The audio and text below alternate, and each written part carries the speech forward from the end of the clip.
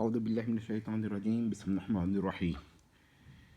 قرآن کے اوپر جس طرح جہمی صاحب نے شبہ پیدا کرنے کی کوشش کی ہے، اس طرح کی ایک اور مسئلہ کوفی آیات اور غیر کوفی آیات کا ہے۔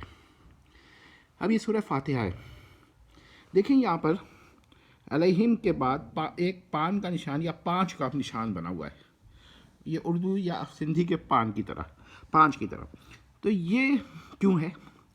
اس لیے ہے کہ غیر کوفی میں یہ ایک مکمل آیت ہے، اور کوفی آیت میں یہ آیت نہیں ہے، بلکہ یہ یہاں پر ایک آیت ختم ہوتی ہے۔ اب سورہ فاتحہ پر اتفاق ہے، اجماع ہے کہ اس کی 7 ہی آیات ہیں۔ اب مزید میں آپ کو تفصیل بتاؤں گا، اس کی کتنی 7 ہی آیات ہیں۔ اب اگر یہ بسم اللہ اس میں شامل ہے تو پھر کیا ہوگا؟ یہ پہلی آیت ہو جائے گی، یہ دوسری ہو جائے گی، یہ تیسری ہو جائے گی، یہ چوتھی ہو جائے گی، یہ 5ویں ہو جائے گی، یہ 6ٹھی ہو جائے گی، اور پھر یہ جو ہے یہ کون سی ہو جائے گی؟ یہ 7ویں ہو جائے گی، اور یہ 8ویں ہو جائے گی، 8 ہو جائیں گی۔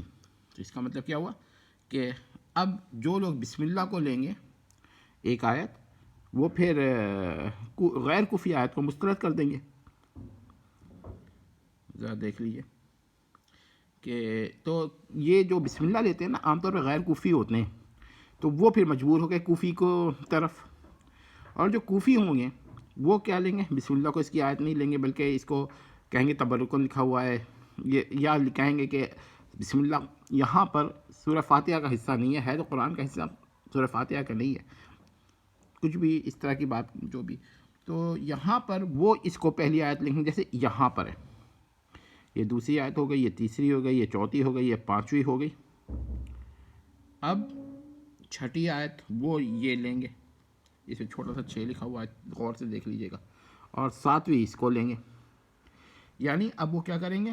غیر کوفی کی طرف مجبور ہو گئے، تو کہیں کہیں کوفی غیر کوفی کی طرف مجبور ہو گئے، اور یہاں پر اور غیر کوفی کوفی کی طرف مجبور ہو گئے۔ کہنے کی بات کیا ہے، میں اس کو مزید تفصیل بیان کروں گا کہ یہ شبہ تو ایک پیدا ہو گیا نا، لیکن اس شبہ سے قرآن کے نقلاً الینا متواتراً پر کوئی شبہ نہیں ہے۔ اب ہو سکتا ہے کوئی یہ کہہ دے کہ یہ بسم اللہ الرحمن الرحیم اور الحمدللہ رب العالمین یہ مل کر ایک آیت ہے، تو ان سے کوئی پوچھے کہ یہ کس طرح کس کا قول ہے، تو معلوم یہ ہوا کہ اس طرح کے جو شکوک و شبہات ہیں نا، اس سے کوئی مسئلہ نہیں ہے، اس سے کوئی مسئلہ نہیں ہوتا۔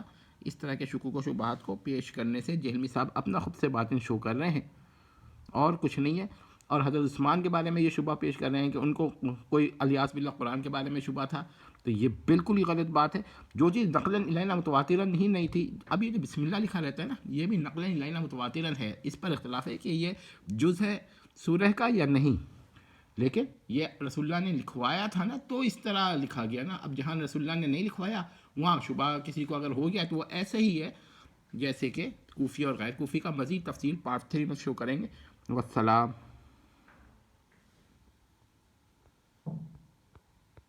میں